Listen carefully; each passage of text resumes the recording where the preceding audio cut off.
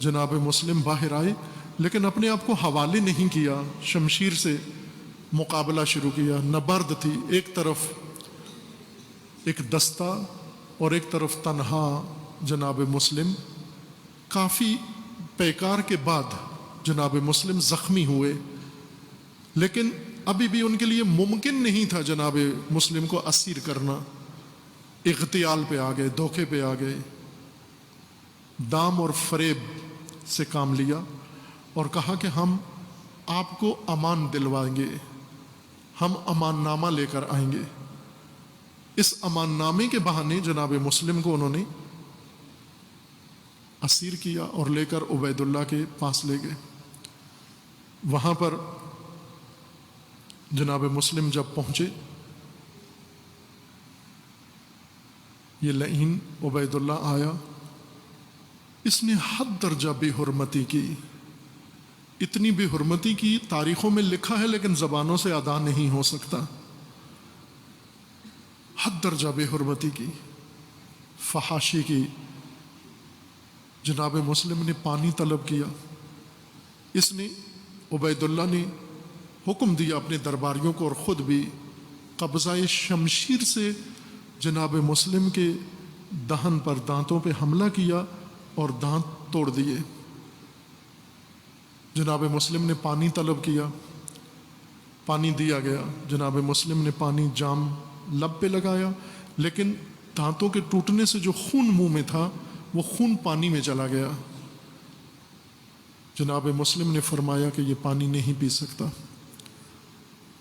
دوبارہ پانی دیا گیا، پھر جناب مسلم نے وہ جام پانی کا لبوں سے لگایا، لیکن خون پھر پانی کے اندر چلا گیا۔ فرمایا یہ پانی نہیں پی سکتا۔ پانی گرا دیا گیا اور حکم دیا کہ جناب مسلم کو دارالامارہ کی چھت پہ لے جا کر سر قلم کر دیا جائے۔ جب حکم مل گیا، جناب مسلم نے اس وقت فرمایا کہ میری دو خواہشیں ہیں، اگر ہو سکے ان کو پورا کر سکتے ہو کوئی سامنے آئے۔ یہی لعین عمر سعد آگے بڑھا اور آ کر کہنے لگا جو کچھ کہتے ہیں مجھے بتائیے، میں آپ کی آرزو پوری کروں گا۔ جناب مسلم نے فرمایا ایک آرزو میری یہ ہے کہ میرے اوپر کچھ قرض ہے، کوفہ میں میں نے کچھ قرض لیا تھا بعض لوگوں سے، ادا نہیں کر سکا، اب میرے پاس وہ قرض چکانے کے لیے کچھ بھی نہیں ہے، آپ میری یہ شمشیر اور میری زرہ لے کر اس کو فروخت کر کے یہ میرا قرض ادا کر دینا۔ اور دوسری التجا یہ ہے جس پر ضرور عمل کرنا ہے، وہ یہ ہے کہ اگر ہو سکے تو ایک قاصد میرے مولا حسین کی طرف روانہ کر دو اور انہیں روک دو کہ حسین کوفہ نہیں آنا، اس لیے کہ میں نے حسین علیہ السلام کو جب خط لکھ دیا کہ کوفیوں نے بیعت کر لی ہے، میرے مولا کوفہ سے روانہ ہو چکے ہیں اور میرے مولا کے ساتھ زہرا کی بیٹیاں بھی ہیں، خدا را کوئی جا کر حسین ابن علی کو روک دو کہ حسین کوفہ نہیں آنا۔ کوفہ اب آپ کا دشمن بن گیا ہے، کوفہ آپ کے خلاف ہو گیا۔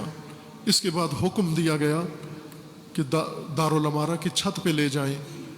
اسی زخمی حالت میں تشدد کے ساتھ جناب مسلم کو لے گئے چھت کے اوپر اور لے جا کر جناب مسلم کا تلوار سے سر قلم کیا گیا اور جناب مسلم کی لاش کو کوفہ کے چوراہے پہ لٹکا دیا گیا اور سر وہاں پر نیزے پر سب کے سامنے بلند کیا گیا اور تمام کوفیوں کو وہاں سے گزرنے کا حکم دیا گیا۔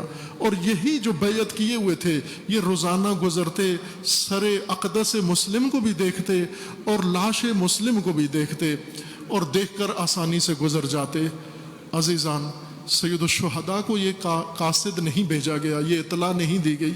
سید الشہداء روانہ ہوتے ہوئے، منزلیں طے کرتے ہوئے جب کوفہ کے دوراہے پہ پہنچے تو وہاں پر جو شخص کوفہ کی جانب سے جا رہا تھا اس سے پوچھا کہ اے مسافر کوفہ کے حالات بتا، تو اس نے بتایا کہ بہترین آدمی سے پوچھا ہے میں پورے طور پر کوفہ سے واقف و آگاہ ہوں۔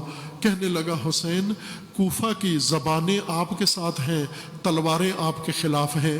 جب امام علیہ السلام نے مزید پوچھا تو کہنے لگا حسین آپ کے نمائندے مسلم ابن عقیل کو بے دردی کے ساتھ قتل کر دیا گیا ہے، لاش چوراہے میں لٹکا دی گئی ہے، روزانہ بے حرمتی کی جاتی ہے۔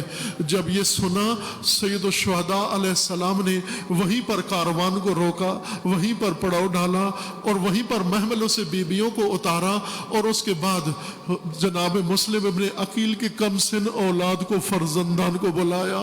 دو بچیاں جو بہت کم سن تھی جناب مسلم ابن عقیل کی، سید الشہداء زمین پر بیٹھ گئے اور بیٹھ کر ایک زانو کے اوپر ایک بیٹی کو بٹھایا، دوسرے زانو کے اوپر دوسری بچی کو بٹھایا اور دونوں کے سروں کے اوپر ہاتھ پھیرا اور دونوں کے ماتھے کو چوما۔ تو بچیاں حیرت کے ساتھ سید الشہداء کا منہ دیکھتی ہیں اور پوچھنے لگتی ہیں مولا کیا ہم یتیم ہو گئے؟ اس طرح سے تو نوازش یتیموں کو کی جاتی ہے، کیا اب ہمارے بابا نہیں رہے؟ سید الشہداء نے بچیوں کو گلے لگا کر فرمایا انا للہ و انا الیہ راجعون۔